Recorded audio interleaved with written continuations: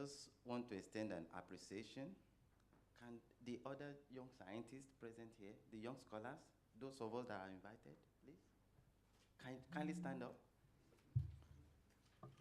Yeah. On behalf of these guys and myself and Kimberly, 6 of us were invited to participate in this high-level conference, and you cannot imagine the extent of the contribution of this invitation to our life, to our career.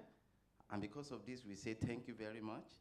And we were so overwhelmed for sharing our time with excellent chief executive officers, scientific officers, CEO that would need to pass through so many secretaries before we can reach their offices.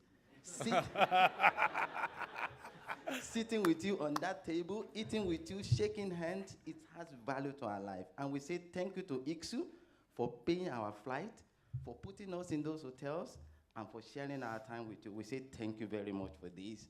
And we want you to continue with this gesture, inviting young scholars to this kind of a forum. You are building a future, and you are adding value to us. You are building our capacity in handling science in the future. We say thank you for this. God bless you. Thank you so much.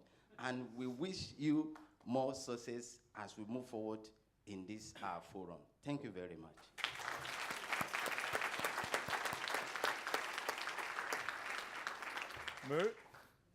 My name is Mu Rongping from the Chinese Academy of Sciences, focused on STI policy studies. So this is the first time to have a meeting with so many chief scientific advisors together. This is the first time. Individually, we have met some, but so this is a global chief scientific advisor meeting. Yeah, so many. So that is I learned a lot of best practices in many countries. In EU, Professor Anna given 1,000 days of chief scientific advisor, and also UK have a very good experience. And I have visited UK just for this purpose to investigate the detail the system, the chief scientific advisor system. This time I have more understanding about that, and also other countries. I find still we have some questions in the future we can discuss in the meeting. For example, so we have not detailed discuss the selection of chief scientists, the criteria. Yeah. I mean the how to select such a people. Yeah. So talents. Multilateral talents, yeah. And skill, knowledge, as you mentioned, trust is very important. Of course, when your prime minister is a lawyer, you are scientists, how to dialogue with each other. So the trust, the lawyer trusts the scientist, then your advice will be implemented in the policy-making process. This is very important. Second, also the talk mentioned to work together, yeah, with government agency. But how? Individual, you have mentioned some experience, but as an institutional arrangement, how to work together with government agency. And the third one is capacity. That is also the topics tomorrow. I think the capacity of chief scientific advisor system, so far the size of this system is small, and the level is lower. This is not, I compare, as if I'm right, the chief scientific advisor in UK, usually the position is lower than the minister or department ministers. So this arrangement have a good independent, no problems. But dialogue to some is not so easy. That is, I recognize Professor Anna first go to EU. You find you sit there alone, not so many people, and not so many information flow, automatically to your office.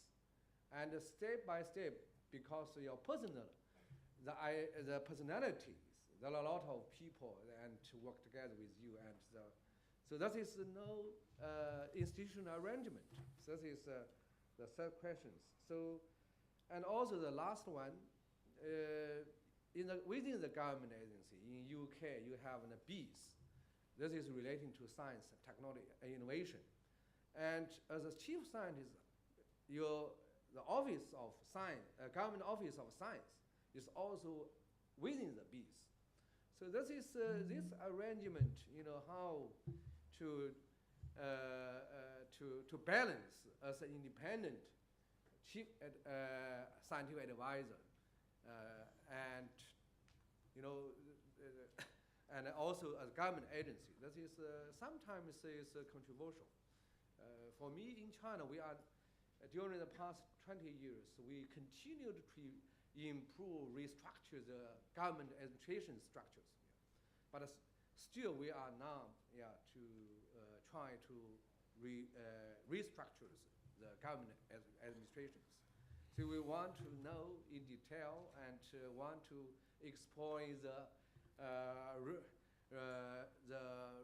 reasonable structures for administration of government. Thank you. Thanks. And finally, thank you, Peter, organizers, and all people here. Thank you. You see, I really enjoy here. Thank you very much. Jason, do you want to just give a quick advert for tomorrow and Monday, just in case there's anybody who's able to who doesn't know? Go to the mic, perhaps. Yes, thank you, Peter. So tomorrow morning, we've got a breakfast at 8 o'clock, just across the hall, actually, at the World Champions Tea Room.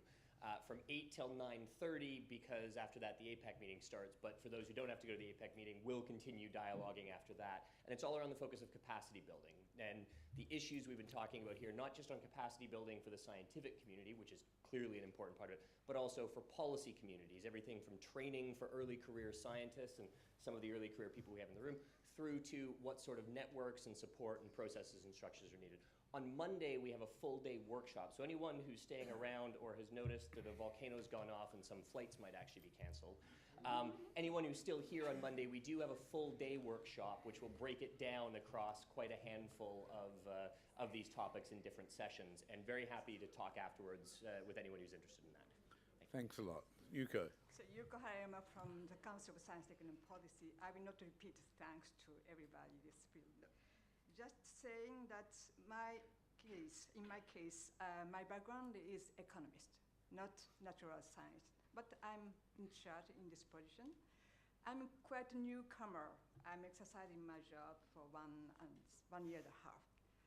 But when I started my job, I asked to my colleagues and the secretariat, what is my job description? They said, there's no job description. You exercise what you have to do. So I say, okay, I can do everything, but I may stay with no activities.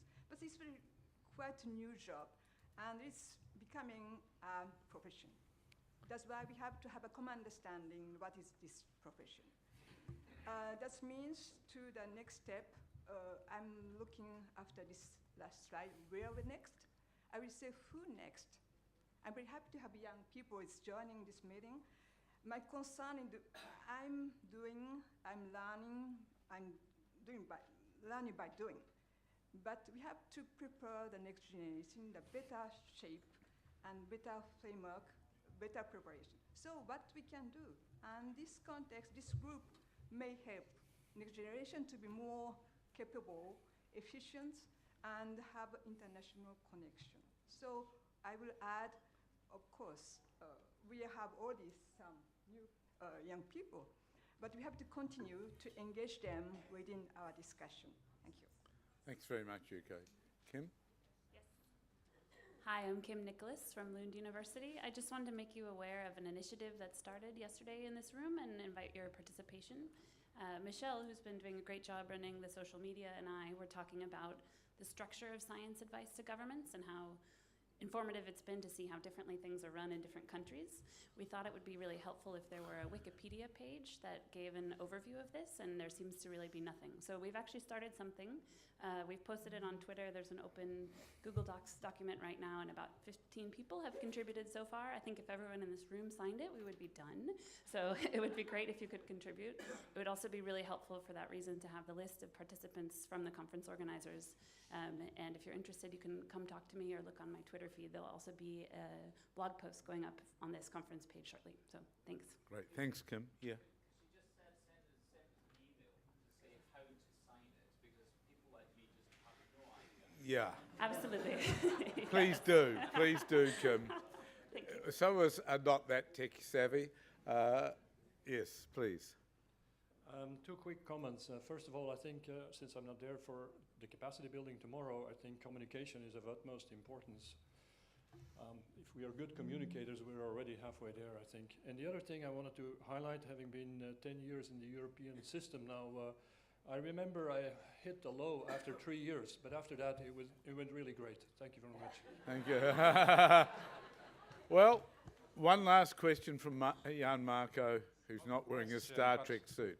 Not a question, but I would like to give a thank you to people like James Wilston, like Roger Pieke, like Heather Douglas, who observe and study us from a critical distance. Absolutely. And who do a fantastic job in promoting the art of science advice. Thanks. Thanks very much. So again, yeah, Mark has stolen the point. When we set this up, we intentionally tried to be multidisciplinary ourselves. I think we failed on one account, which is particularly from the policy side, but we'll remedy that because I think that is important, even though it's very diverse across societies. But I want to thank all the organising committee. We've had quite a number of conference calls at strange hours, the day and night for somebody. But I appreciate the warmth with which everybody's engaged in this. I think it's normally when you organise a meeting, you don't enjoy the meeting itself. But I think everybody here has really enjoyed the collegiality, the discussion.